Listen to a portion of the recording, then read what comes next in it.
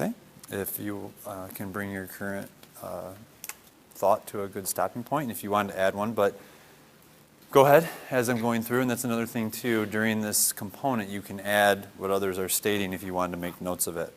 So what this would do again is your host teacher would actually reflect first, so we would have her reflect on how she thought the lesson went, and she would point out based on what she was looking for feedback around, how she personally thought it went, and would kind of share some of the evidence for that. And then we would go around in our table. So are there 3 people that think they might? Okay, there's 2, 3, great. So an example, that I can provide is I noticed that she had the students not only reference the different text or the different ideas, but she actually had them then provide evidence around that. So when they made an observation, she asked them to come back with evidence on a consistent basis. Noticing that, I was wondering what led to her thinking for the number of resources she made available to them.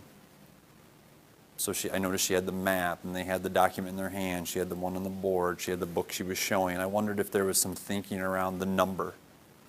Why 4? Or multiple, whatever it might be. What led her to do that? Okay, so go ahead.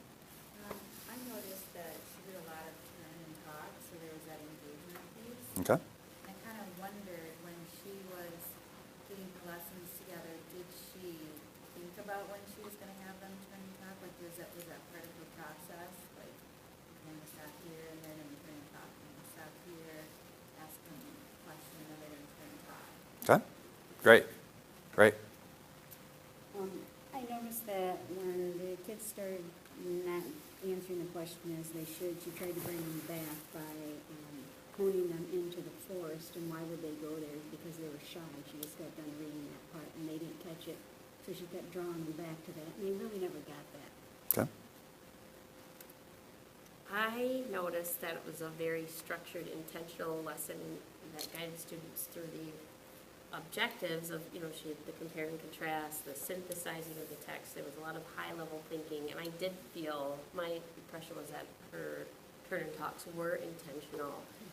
So then my wondering was more about the behavioral, social piece. Where was she with accountable talk? Because I know that was one of the pieces that was a focus or an intentional piece for her. And is she wanting to scaffold them to be more independent? Because I noticed she kept saying, so do you want to add on?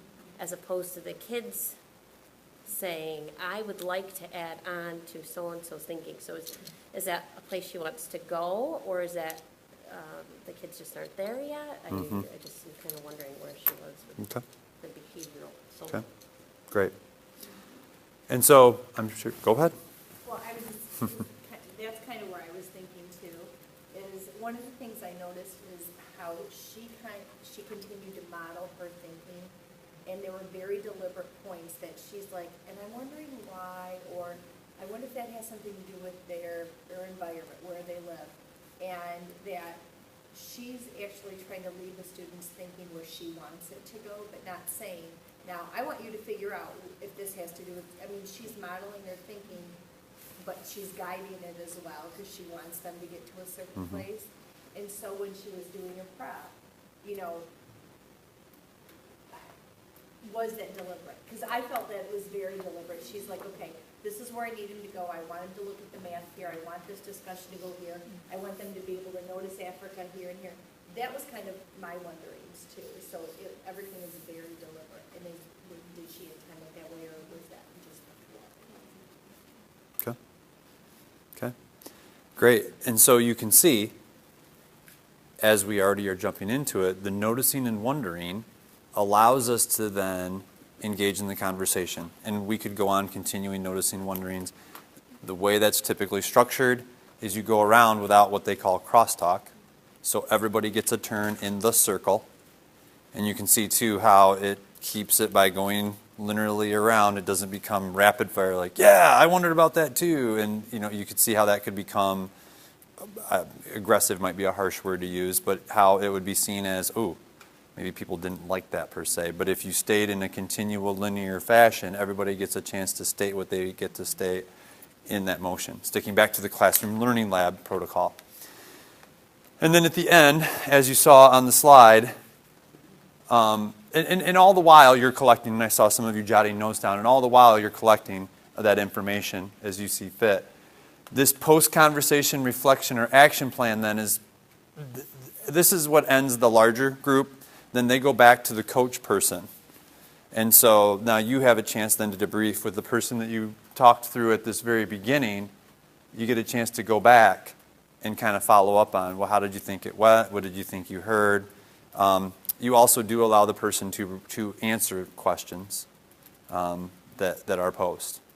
And then you, based on who you, or depending on your role, so me in this role, I'd be playing the action of facilitator. So if there were a question that I thought maybe, or a wondering that came across, maybe not how it should have come across, I could restate the wondering to say, so are you asking this? You're wondering what was it that led her to, ask these questions at these times? And so that's my job as the facilitator, to kind of keep that safe environment. The reason I'm going into the protocol a little bit is because, as we talked about earlier, we want to nudge you to possibly being either the person that shares how the lesson went or the videotape itself. And Nellie and I are willing to support this initial planning conversation and then have that conversation about how to capture whatever it is. Or if you wanted to come in, as we talked about with Kelly, Kelly was very willing to come in and share exactly how she presented the lesson, and we did noticing and wonderings with Kelly. Your parent, I'm sorry, what was your name again? Sherry. Sherry had a parent videotape it, and so Sherry set it up for us, and then we watched her video and did noticings and wonderings and carried on to the conversation. And then Tracy came in and she presented the lesson and brought in artifacts and things that the kids had done from her lesson, and we debriefed that. So I want to give you that opportunity. So what I want to do now is just give you a couple minutes just at your table. You can talk about maybe questions you have or what you felt during that kind of process, although somewhat contrived. I tried to capture it. But you got a chance to hear some noticings and wonderings. And what do you see about that? Maybe not necessarily just the protocol, but this idea of watching others and seeing what that looks like and how that maybe fits within what the professional development might be for you. Not that I'm saying you have to do classroom learning lab, but just that idea of peer-to-peer learning and observation. So go ahead and take just a few minutes to have that conversation at your table, and then I'll pull you back together and we'll move on before I run out of time. So.